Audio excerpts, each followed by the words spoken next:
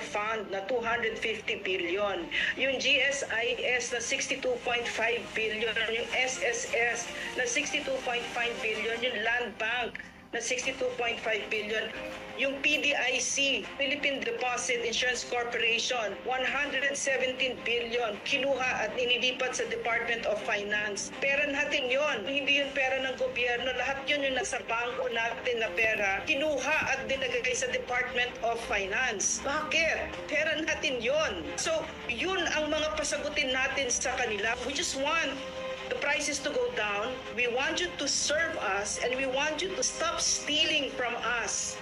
Tumigil na kayo. I just want to echo what the President said.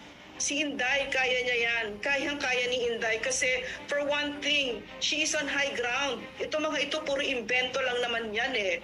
Wala naman silang maibabato. 125 million confidential funds na it's undergoing the COA process, di ba? Pero magkano yung confidential funds ng President, Intel funds, etc. Those are important issues, lalong-lalo na yung drug addiction ng President na ito. Sagutin mo yan. Pagpa-drug test ka, kasi kami, Pilipino, we deserve better. We don't want to have a president who's a drug. They're making it seem as if the problem is Duterte. We want to ask Bongbong Marcos, nasaan yung 129 billion na gold reserves?